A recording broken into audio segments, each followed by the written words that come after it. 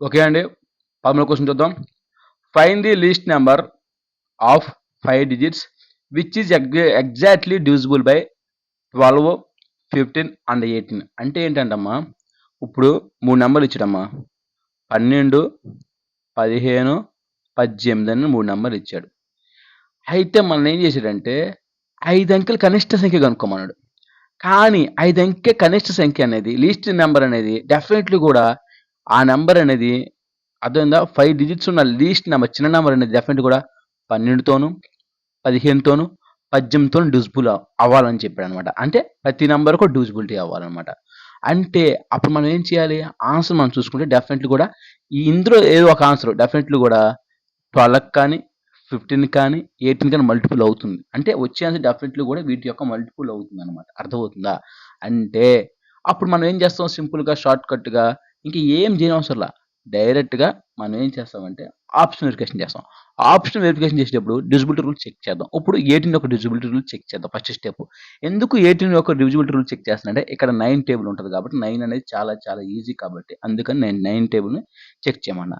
9 యొక్క divisibility rule ఏంటంటే దాని యొక్క డిజిటల్ సమ్ 9 కానీ లేదా 0 గాని వస్తే ఆ నంబర్ ఎంటైర్ నంబర్ 9లో పోతుంది. అదే విధంగా ఆ నంబర్ అనేది 18లో పోతుందని అర్థం అనమాట. ఇంకా మనం చూసుకుంటే యాడ్ చేద్దాం. 1 ప్లస్ 8 ప్లస్ 8 అంటే 16 ప్లస్ 1 ఎంతమ్మా? 17. 17 అనేది పోతుందా? పోదు. తీసివేద్దాం. అంటే ఫస్ట్ ఆప్షన్ కాదు. అదేవిధంగా నెక్స్ట్ చూద్దాం. 1 ప్లస్ 1 ప్లస్ 5 అంటే ఎంతొస్తదమ్మా? 7 వస్తున్నాయి. 7 అనేది 9లో పోతుందా? పోదు. అసలు మనకు కావాల్సినంత 0 గాని, 9 గాని రావాలి. అలా వస్తే ఆ నంబర్ పోతుంది. అంటే ఇది కూడా కాదు. 1 ప్లస్ 2 3 అనమాట. అంటే ఇది కూడా కాదు. 1 ప్లస్ 8 ఎంతమ్మా? 9 వచ్చింది. 9 వచ్చిందంటే డెఫినెట్లీ ఏంటి?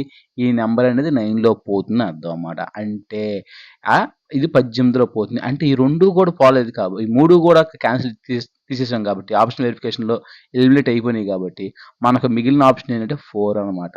అంటే 10080 ఈ నంబర్ అనేది 12లో ఎగ్జాక్ట్‌లీ డివిజిబుల్ అవుతుంది. అదే 15లో ఎగ్జాక్ట్‌లీ డివిజిబుల్ అవుతుంది. 18లో కూడా ఎగ్జాక్ట్‌లీ డివిజిబుల్ అవుతుంది. అదే విధంగా మనం ఏం చెప్పాం 5 అంకెల కనిష్ట సంఖ్య అన్నాడు. చూడండి 1, 2, 3, 4, 5 అంకెలు ఉన్నాయి. కనిష్ట సంఖ్య మళ్ళీ అందులో కూడా అర్థమైందా? ఈ విధంగా షార్ట్ కట్‌తో చేస్తాం అనమాట. ఓకేనా? ఎవరైనా మెటీరియల్ కావాలంటే ఈ నంబర్‌కి వాట్సాప్ చేయండమ్మా. ఈ నంబర్‌కి ఎవరైతే రూ. 199 ఫోన్‌పే ద్వారా గాని, ఆన్‌లైన్ పేమెంట్ ద్వారా ఎవరైతే చేస్తారో వాళ్ళకి డెఫినెట్‌లీగా నేను నా యొక్క మెటీరియల్ అనేది నేను అందిస్తాననమాట. ఓకేనా? నెక్స్ట్ క్వెషన్ చూద్దాం. ఓకే అమ్మా. 14 క్వెషన్ చూద్దామా. M is the largest 4 digit number. M అనేది లార్జెస్ట్ అమ్మ 4 నంబర్లు కలిగిన 4 డిజిట్లు కలిగిన ఒక పెద్ద సంఖ్య. అర్థమైందా ఎమ్ అనేది. అయితే which when divided by 4, 5, 6 and 7 అర్థమైందా? ఈ నంబర్‌ని ఈ లార్జెస్ట్ నంబర్ ఏదైతే ఉందో 4 డిజిట్ల నంబర్ 4 అంకెలు కలిగిన నంబర్ ఏదైతే ఉందో ఆ నంబర్‌ని 4తో గాని, 5తో గాని, 6తో గాని, 7తో గాని డివిజిబుల్ చేస్తాట. ఒకవేళ 4తో డివిజిబుల్ చేస్తే దాని యొక్క రిమైండర్ అనేది 2 వస్తుందంట.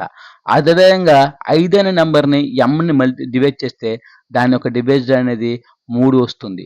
అదేవిధంగా 6కి కూడా అదే విధంగా ఎమ్‌తో డివైడ్ చేస్తే ఎంతొస్తదంటే రిమైండర్ 4 వస్తుందంట. అదేవిధంగా 7 అనే నంబర్‌ని ఇదే ఎమ్‌ని డివైడ్ చేస్తే 7 వస్తుంది. రిమైండర్ వచ్చేసి 5 వస్తుందంట. అంటే ఒక్కో నంబర్ ఒక్కో డిఫరెంట్ సేమ్ రిమైండర్ అలా. ఒక్కో నంబర్ ఒక్కో దాని రిమైండర్ డిఫరెంట్ రిమైండర్ వచ్చింది కాబట్టి మనం ఏం చెప్పాము ఫార్ములా ఎల్‌సిఎం ఆఫ్ ఆ నంబర్ ఏదైతే ఉందో ఆ నంబర్‌లో 4, 5, 6, 7 ఈ విధంగా ఎల్‌సిఎం తీసుకుంటాం. ఎల్‌సిఎం తీసుకున్న తర్వాత -k అనమాట. అంటే -k అంటే ఎలా చెప్తామమ్మా? -k అంటే డిఫరెన్స్ ఆఫ్ నంబర్ అదే విధంగా వాటి యొక్క రిమైండర్ యొక్క డిఫరెన్స్ అనమాట. అంటే 4 - 2 ఎంత వస్తుంది డిఫరెన్స్? 2 వస్తుంది. అదేవిధంగా 5 - 3 ఎంత వస్తుంది డిఫరెన్స్? 2 వస్తుంది. అదేవిధంగా 6 - 4 ఎంత వస్తుంది డిఫరెన్స్? 2 వస్తుంది. అదేవిధంగా 7 - 5 అనమాట. అంటే ఇదంతా నంబర్‌లో ఇవన్నీ రిమైండర్ అనమాట. అంటే ఈ రెండిటి మధ్య డిఫరెన్స్ అనమాట k అనమాట. అంటే 2 కామన్‌గా ఉంది చూడండి.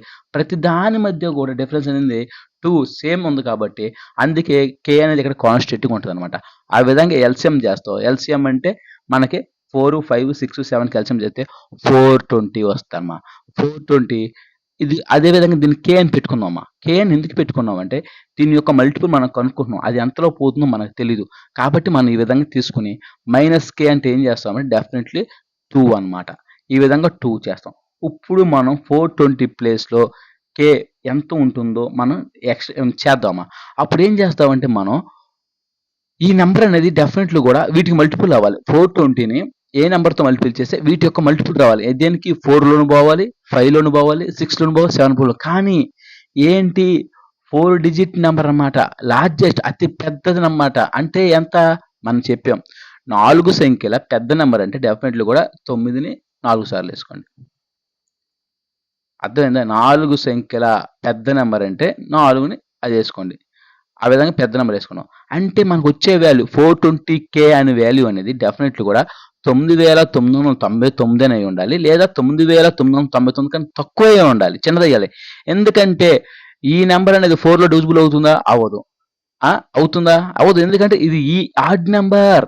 ఆడ్ నంబర్ అనేది ఈవెన్ నంబర్‌లో డివిజిబుల్ కాదు. రూల్ తెలుసుకోండి. అదే విధంగా 5లో పోతుందా? 5లో పోదు. ఎందుకంటే యూనిట్ ప్లేస్‌లో 0 గాని 5 ఉండాలి. కానీ ఇక్కడ 5 ఉంది. పోదు. అంటే డెఫినెట్‌లీ కూడా ఏమవుతుంది?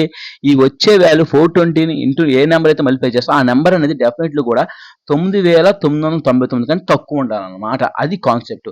ఆ వాల్యూ అని డెఫినెట్‌లీ కూడా వస్తే ఆ వాల్యూ 4లో డివిజిబిలిటీ అవ్వాలి, 5లో డివిజిబిలిటీ అవ్వాలి, 6లో డివిజిబిలిటీ అవ్వాలి, 7తో డివిజిబిలిటీ అవ్వాలి. డెఫినెట్‌లీ కూడా అనేది అది మనం చెప్పాడన్నమాట. అది డెఫినెట్‌లీ కూడా కామన్ మల్టిపుల్ అన్నమాట. ఇప్పుడు ఏం చేస్తాం మనం? ట్రైల్ చేస్తాం. 420ని 10 టైమ్స్ చేస్తే ఎంత? 4200 వస్తుందమ్మా. అదే ఇంకో 10 టైమ్స్ చేయండి ఎంత వస్తుంది? 4200. మొత్తం ఇక్కడికి ఎంత వచ్చిందమ్మా? 20 సార్లు చేస్తే 8400 వచ్చింది. ఇంకెంత కావాలి మనకి? ఇంక ఇంచుమించు చూద్దాం. మళ్ళీ ఒకసారి ఎంత? 9900 కన్నా తక్కువ ఉండాలి కదా! మళ్ళీ మల్టిప్లై చేద్దాం. ఎలా మల్టిప్లై చేస్తాం? 420ని మళ్ళీ ఒకసారి ట్రైల్ చేస్తాం. 420ని 4 టైమ్స్ చేద్దాం. 420ని ఇంటూ 4 టైమ్స్ చేస్తే ఏమవుతుందంటే 4 4 16 అనంగానే వెళ్ళిపోతుంది. 16 అనంగానే చూడండి 0 4 రోజులు 8 4 4 16 అంటే 1680 అనమాట. 1680ని ఇక్కడ యాడ్ చేస్తే ఏమవుతుందమ్మా? 0 8 6 4 5 ఎంతమ్మా? 4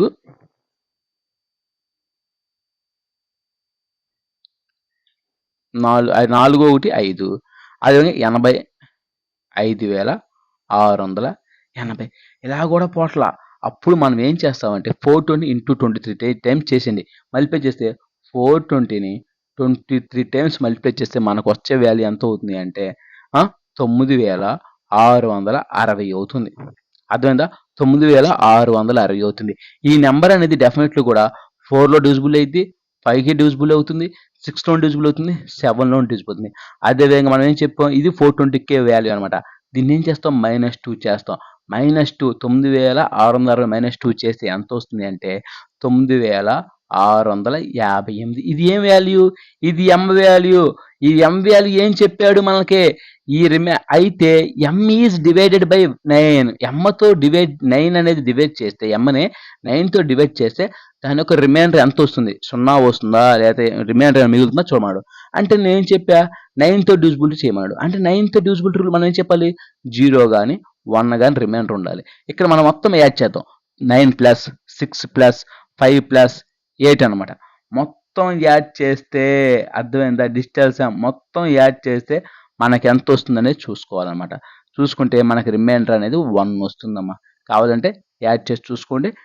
అంటే మొత్తం 19 వస్తుందన్నమాట. 19 అంటే 18లో పోతుంది. కానీ 19లో పోదు. అంటే ఇంక ఎగస్ట్రా మిగిలింది ఎంత మిగిలిందమ్మా? 1 మిగిలిందనమాట.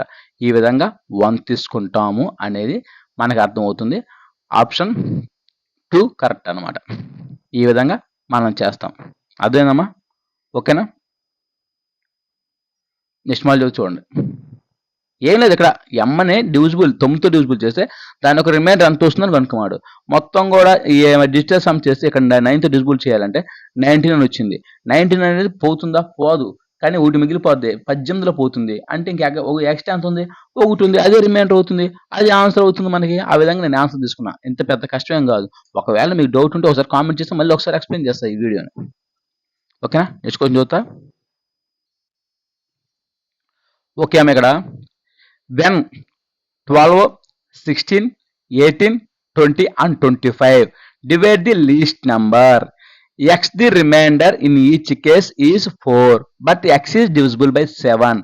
What is the digit at the 1000 place in X? Very very important. ఇక్కడ మనం కనుక్కోమంది ఏంటి, మొత్తం మీద 1000 ప్లేస్ లో ఉన్న వాల్యూ ఎంత, ఆ డిజిట్ ఏంటి అనేది మనం కనుక్కోవాలి. 1000 అంటే ఏంటమ్మా, unit place, tens place, 100 place, 1000 place. అంటే ఈ ప్లేస్ లో ఉన్న వాల్యూను డిజిట్ ఏంటి కనుక్కోమన్నాడు. అర్థమైంది. ఈ విధంగా ఒక 8 నెంబర్లో ఉన్న సంఖ్య ఉందనుకోండి, అందులో మనకి 1000 ప్లేస్లో అంటే కుడివైపు నుంచి 4వ స్థానంలో ఉన్న నెంబర్ ఏంటి అనేది మనం కనుక్కోమన్నాడు.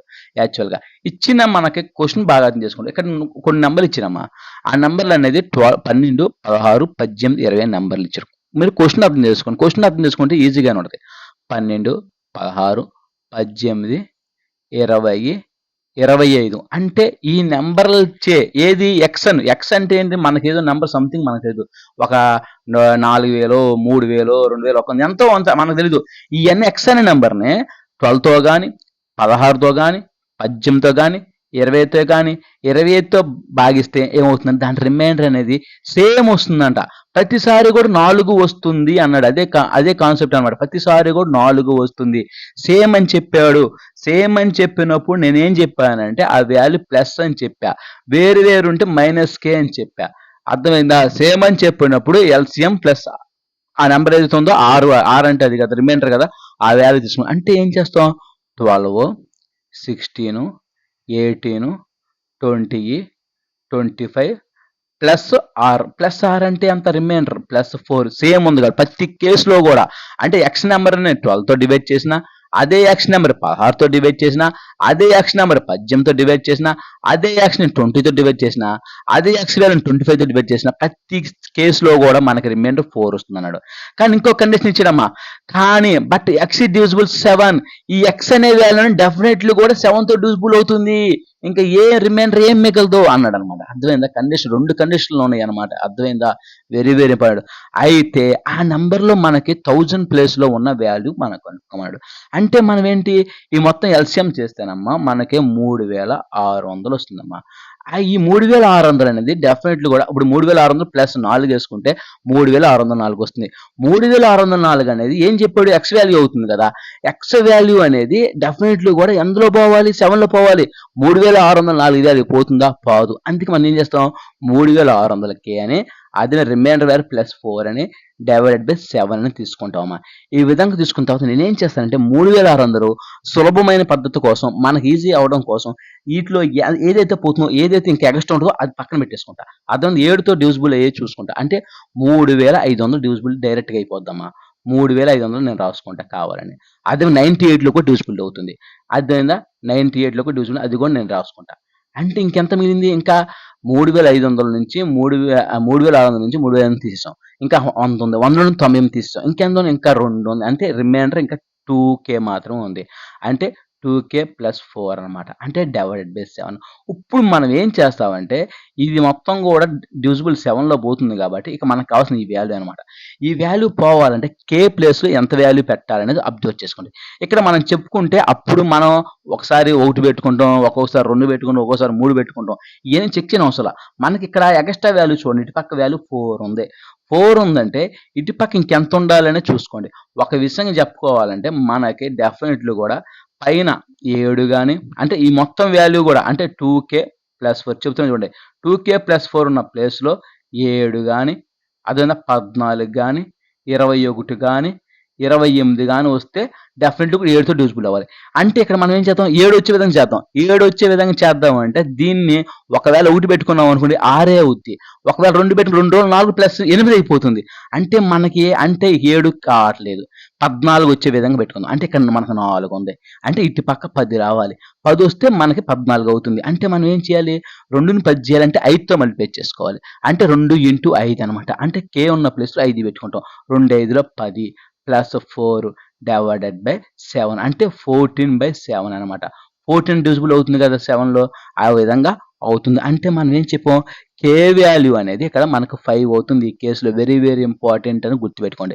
ఈ వాల్యూ తీసుకెళ్ళి ఇక్కడ సబ్స్టిట్యూట్ చేసుకుని k ప్లేస్లో అంటే 3600 × 5 + 4 /7 అనమాట. అర్థమైందా? డివైడ్ బై 7 ఏం అవసరం లేదు, డివిజిబిలిటీ అయిపోద్ది కాబట్టి. అదే సింప్లిఫికేషన్ చేసేద్దాం. 3600 ఇంటూ 5 చేసుకుంటే మనకి 2 సున్నాలు, 6 5లు 30, మళ్ళీ 0, 3 పక్కన పెట్టుకుంటాం. 5 5 3 15, 15 3 18,000 వస్తుంది. 18,000 ప్లస్ 4 అనమాట. అదేవిధంగా 18,004 వస్తుంది. 18,004 వస్తుంది. ఇప్పుడు మనం ఏం చేయాలి? మనకేం చెప్పాడు క్వశ్చన్ ఇక్కడ? ఎక్స్ వాల్యూ వచ్చేసింది మనకి. ఎక్స్ వాల్యూలో ఆ సంఖ్యలో వేల స్థానంలో 1000 ప్లేస్లో ఎంత ఉందని చెప్పాలన్నమాట. అంటే ఇది యూనిట్ ప్లేస్ అమ్మా, ఇది టెన్స్ ప్లేస్ అమ్మా, ఇది 100 ప్లేస్ అమ్మా, ఇది 1000 ప్లేస్ అనమాట. అర్థమైందా? ఆ విధంగా ప్లేస్ కనుక్కున్నాం. అంతే ఏమొచ్చింది? 8 వచ్చింది అనమాట. అంటే ఆప్షన్ 1 కరెక్ట్ అనమాట. అర్థమైందా? మనకి ఈ విధంగా కనుక్కోమని కాబట్టి ఈ వాల్యూ మొత్తం రప్పించి వాల్యూ మొత్తం తీసుకొచ్చామా. కానీ మనకి ఈ విధంగా ఎల్సిఎం అనేది చేయాలంటే డివిజిబిలిటీ రూల్ అవే చేసేస్తాం. కానీ ఇక్కడ మనం కనుక్కోమందే డివిజిబిలిటీ రూల్ కాకుండా డెఫినెట్లీగా అది యూజ్ చేయలేము. అక్కడ డివిజిబిలిటీ రూల్ చెక్ చేయడానికి 1000 ప్లేస్లో కానీ ఈ విధంగా 100 ప్లేస్లో కానీ చేయమన్నప్పుడు డైరెక్ట్గా ఎటువంటి షార్ట్ కట్ లేకుండా ఈ విధంగా చేసేస్తాం అనమాట. ఓకేనా? ఇవి ఎల్సిఎంలో ఉన్న కొన్ని ఇంపార్టెంట్కి సంబంధించిన మోడల్స్ అండి. రేపు కొన్ని ఇంపార్టెంట్ మోడల్స్ మీ ముందుకు వస్తాను. అప్పటి వరకు stay tune my channel. Bye అండి.